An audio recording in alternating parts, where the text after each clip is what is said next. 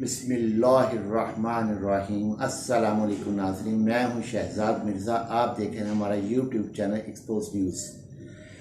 नाज़रीन, आज 3 इश्यूज़ पे बात करनी है। पहला होगा महंगाई, कि स्टेट बैंक कितना महंगाई बता रहा है और मुफ्ता इस्माइल कितनी महंगाई की शरह बता रहे हैं, और शरह सूद कितनी बताई जा रही है मुफ्ता इस्माइल की जानिब से और स्टेट बैंक की जानिब से। दूसरा जो इशू है वो है मरीम औरंगज़ेब। तीसरा इशू है इमरान रियाज साहब। ये तीनों के इश्यूज़ के बारे में छोटी सी इन डिटेल बात नहीं है, थोड़ी सी मालूमात आपको फराहम करनी है महंगाई के बारे में। सबसे पहले आपसे करते महंगाई के बारे में। नाज़रीन, इस वक्त जो महंगाई की शरह है वो है 20%।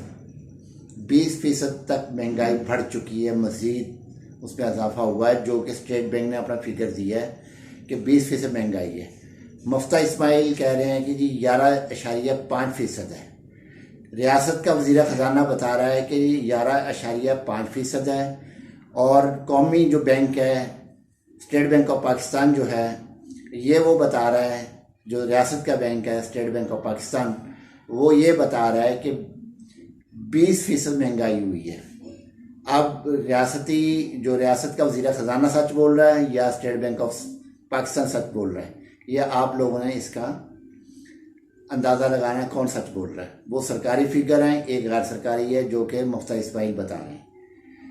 तो महंगाई की जो शरह हुई है वो इस तरीके से महंगी हुई है कि पेट्रोल डीजल में 91% इजाफा हुआ है, पेट्रोल की कीमत में 65% इजाफा हुआ है, बिजली की कीमत में 80% इजाफा हुआ है, गैस की कीमत में 355% इजाफा हुआ है, और अशियाए खुर्दोनोश दूसरी चीज़ें जो हैं उस पर 30% तक इजाफा हो चुका है।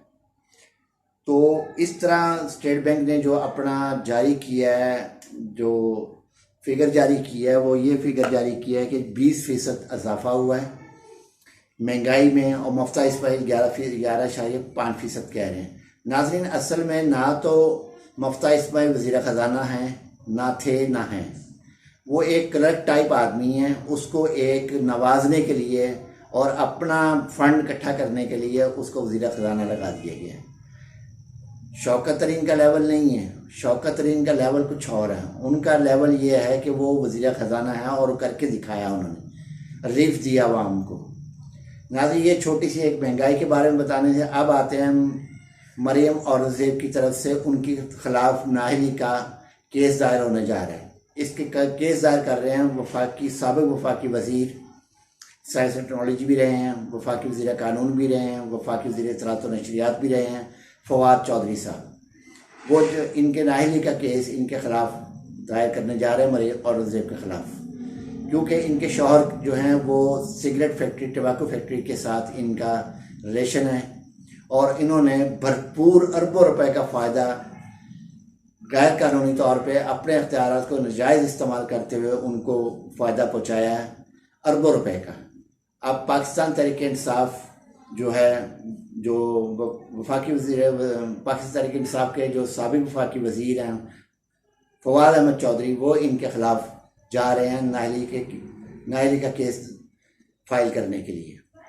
वो केस तैयार हो चुका है, वो 1-2 रोज़ में या ईद के फ़ौरन बाद वो हो जाए, हो सकता है एक आधे रोज़ में सुबह ही हो जाए, या 1-2 रोज़ में हो जाएगा, या ईद के बाद हो जाएगा ये। तो ये नाअहली का केस है। अब ये जो मरीम औरंगज़ेब साहबा फरमाती थी बैठ के टीवी पे, बड़े बड़े लंबे लेक्चर देती थी इन पे बददियानती पे, जी इमरान खान ने ये करप्शन कर दी, उसने ये करप्शन कर दी, उसने ये करप्शन कर दी, फरागोगी ने ये कर दी, फलां ने ये कर दी।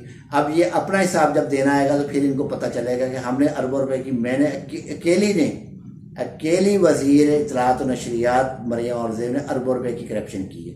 अब इसको पता चलेगा कि किस तरह जो अरबों रुपए की करप्शन का इल्ज़ाम किसी पे लगाया जाता है, क्योंकि इल्ज़ाम लगाना आसान है, जब अपने में पड़ती है फिर ये चीखते हैं, फिर ये बहुत ज़्यादा चीखते हैं, इनके आस मरीज़ तक जाती चीखेंगी।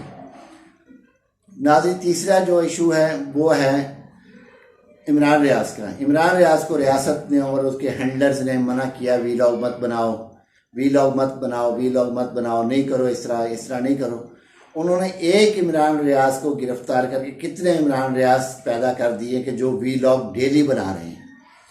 इनको एहसास नहीं है, पता नहीं ये कहाँ कहाँ किस जन्नत में रह रहे हैं, किस दुनिया में ये लोग रह रहे हैं, रियासत और इनके जो सहूलतकार हैं, कि एक इमरान रियाज को मना किया आपने, उसके खिलाफ मुकदमात बनाए, उनको जगह जगह रिस्वा किया जा रहा है।